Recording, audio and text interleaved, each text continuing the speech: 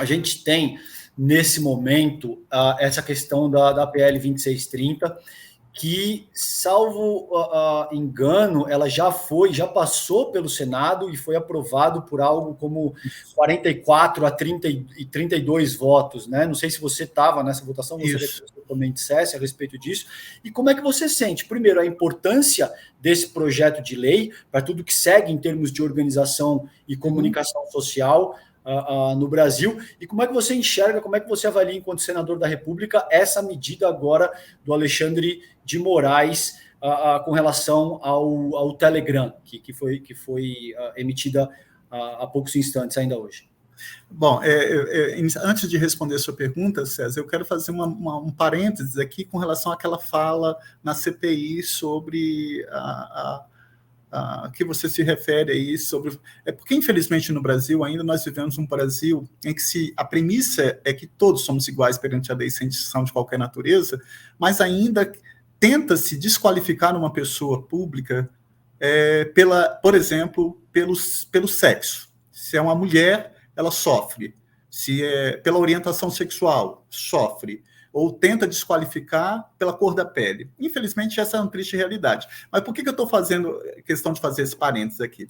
Porque ontem foi aprovada aqui no Senado a Lei Geral do Esporte, que a senadora Leila Barros, brilhantemente, foi a relatora, e foi um avanço que nós tivemos. E o PL, o senador Magno Malta, apresentou um destaque para suprimir em 3 pontos do projeto as expressões quando se referia à prática de racismo, xenofobia, homofobia, sexismo, sob o argumento de que já estaria contemplado dentro do princípio da dignidade da pessoa humana. E eu fui sustentar para não ser aprovado. Por que eu estou fazendo esse link? Porque aquele comportamento lá atrás, que foi um comportamento que tentou me desqualificar por minha orientação sexual, agora ontem também teve esse comportamento de parlamentares fundamentalistas tentando tirar. Ora, quem aqui que é contra? Um dos poucos crimes que são considerados inafiançáveis e imprescritíveis é a prática do racismo. Então, como que você tira o que está acontecendo com o jogador Vinícius? O que está acontecendo com as pessoas? Quantas mulheres que sofrem nas quadras? Quantas pessoas que são ofendidas na sua honra, dignidade, honra, decoro? Quer dizer, isso foi um avanço. Aí fala assim, não, já existe o princípio da dignidade da pessoa humana. Aí eu falei assim, se já existe, o que te incomoda? Está no texto da lei isso? Condutas racistas, xenofóbicas, misóginas, sexistas, ou qualquer outra forma de discriminação.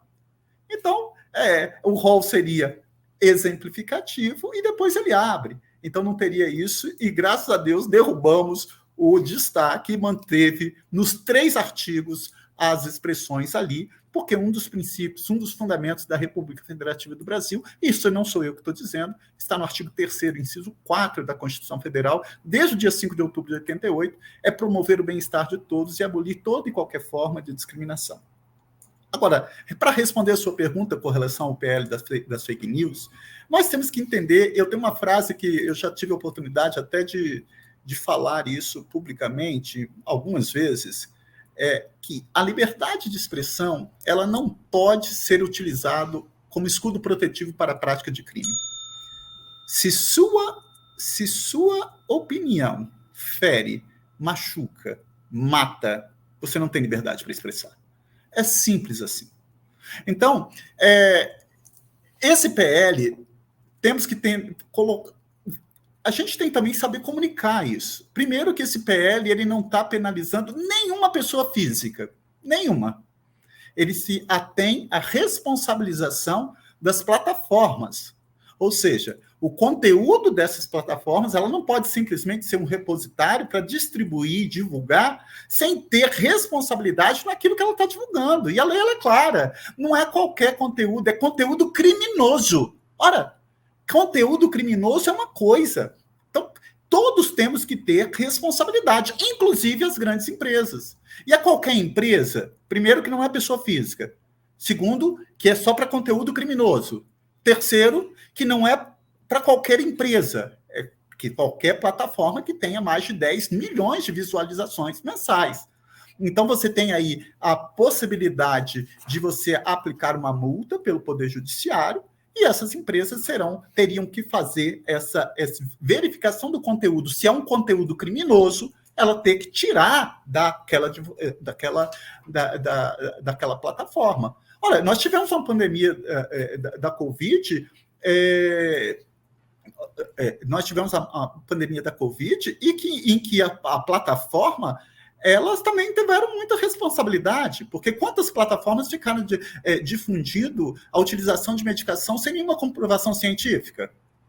Ao arrepio do que manda a ciência. E qual a responsabilidade dessas plataformas? Nós temos que entender isso.